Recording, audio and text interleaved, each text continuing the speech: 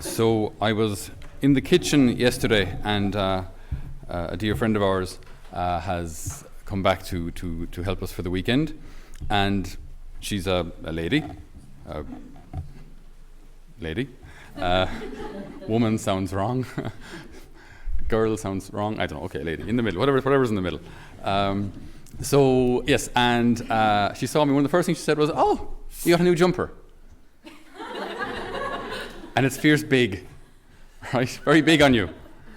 And it's just what I love about these kind of conversations is so often they reveal slight differences between men and women, what women see, what men see. It's very, very apparent during the preparations for a wedding, where the bride will go to great efforts to make sure that the bridesmaids' dresses have the same hue as the flowers and as the napkins that will be used at the reception, more or less drawing from the same palette as the carpet in the reception hall. And it's this kind of attention to detail that's just wonderful, absolutely incredible. It's great, because it's this complementarity between men and women, which isn't very politically correct these days to talk about, but it's true. It is true. I mean, just look at reality. Look at how things work in reality. Look at how things work in a family. The moms who have great attention to detail, and when I say small things, that doesn't mean they're insignificant, but it's the more detailed things. It's this receptivity of womanhood that makes a house a home. It's this receptivity of a woman, this attention to detail that just makes for such kind of wonderful warmth within what would ordinarily just be a building where people live, but now then it becomes a home. Because why? Because the mom has an eye for those who like their tea with one sugar or buns or whatever. They know, they remember, they care. Exactly. So they know and they remember and they care. They have attention to detail. It's just it's a wonderful thing. It's a wonderful thing also, like that for example, generally in a woman's heart, there's a desire to be beautiful. There's a desire to be seen, to be known, to be loved. And there's this desire for beauty. And again, look, some people might say, well, that sounds a bit sexist. Well, no. If we just have a quick look at the cosmetic industry, the multi-trillion-dollar cosmetic industry, and just see which side they're drawing their funds from. Okay, so it's big business because it's real. Okay, so there's a desire to be beautiful, a desire to be recognized for that beauty. But what has happened today is that exterior beauty then has become exaggerated. It has become something that defines the woman, which is untrue. So we're trying to get these things back in order and understand where this comes from and what it's ordered towards. What's the goal of all of this?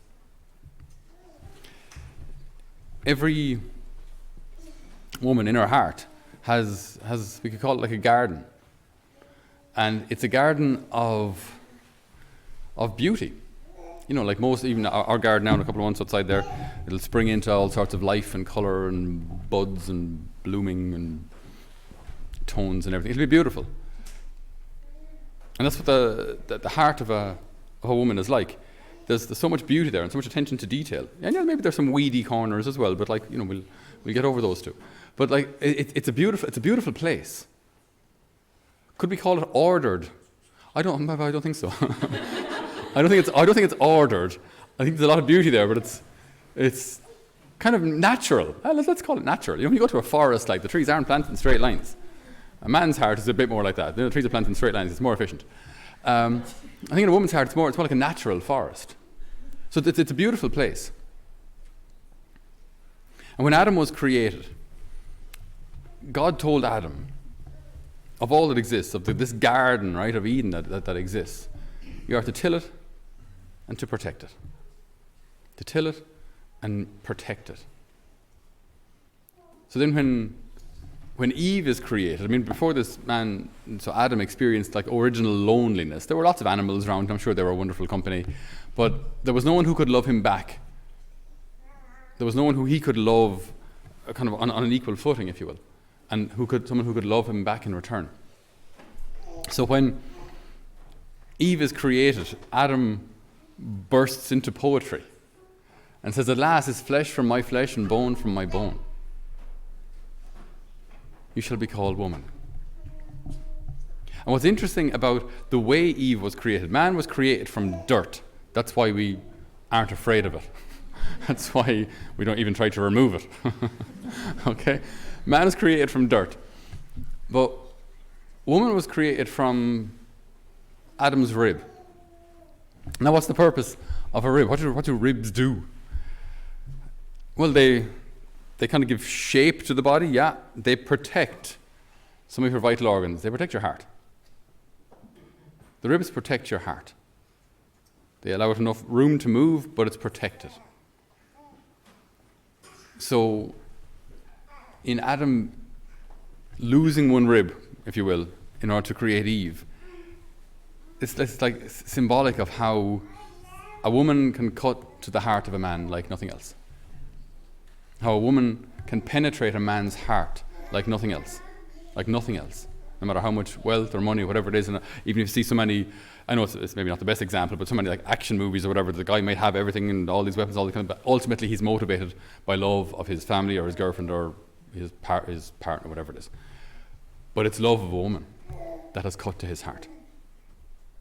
And so then, Adam's job then, while, if you will, Eve takes care of the detail, while Eve takes care of the family, if you will, Adam's job is to protect and till the soil, protect her.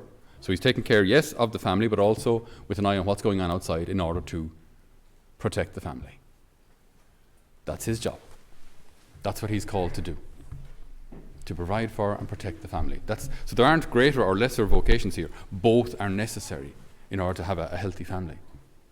Both are equal, both are essential in order to have a balanced family.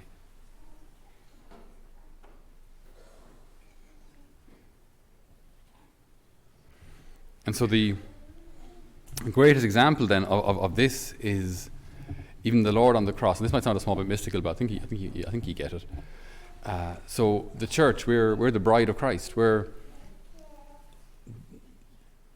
the person, if you will, for whom Jesus has given his life. So in protecting the church, providing for the church, he gives his life in defense of the church, us, allowing his heart to be pierced for love of his bride.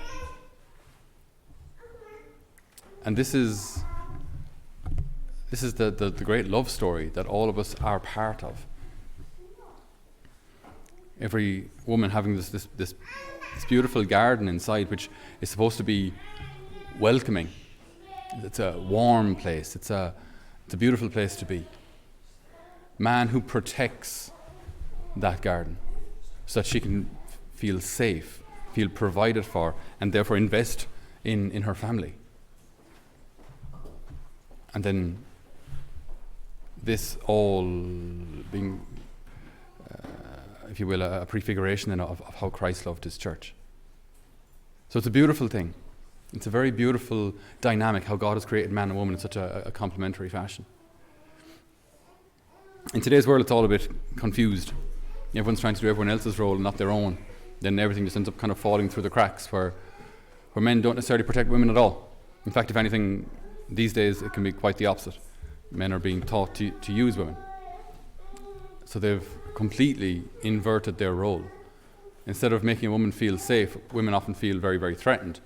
I was just talking to someone a couple of days ago, and she said, yes, when we go out, we always bring pepper spray. Oh! And then one girl at the table said, yeah, I normally bring a penknife. Oh! Is that how things go today? I used to bring chewing gum. Like pepper spray and pen knives. That's what girls go out with these days. Are you kidding me? But that's the reality of the situation. Like, they feel that things could go possibly wrong here. What has happened? And so I always feel the need to apologize to all women for whenever they've been hurt by a man who fell short of his vocation, a man who didn't protect. a man who didn't love, a man who didn't offer himself, give of himself for love of the women the family entrusted to him. Because that's his vocation, that's what he's here for. And if we start getting that wrong, we'll start investing in the usual rubbish, we'll start investing in entertainment, start investing in superficial things, and wonder why we never actually feel like we've accomplished something. Because you haven't. If we fall short of that vocation to provide and protect, then what are we doing? What are we here for? So today's retreat day is to remind us of our identity in Christ, our identity as women of God, as men of God, for me, to remind us that in this amazing cosmic plan, each one of us has a role that no one else can fulfill. Like there'll never be another you. So God will never love another you. If you get it wrong, okay, we'll try again. We'll have you off somewhere else and we'll create another one, see how it goes second time. There'll never be another you. There'll never be someone who can love God like you can, because you're irreplaceable. So the love that you can give is unique. And the love that God gives you in some ways is unique as well, because you're loved as an individual, not as a member of humanity. You're loved as you. And so your identity, your deepest identity, is to be this bride of Christ, if you will. To be loved by him, to accept his love, to return his love with yours. And then everything else is a gift. If you're to get married or have kids or whatever, everything else is a gift. Everything else is, but your primary vocation is to be a daughter of the Most High, and to rest in that and to believe that.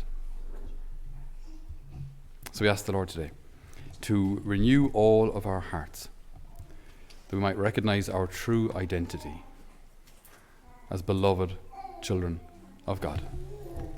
Amen.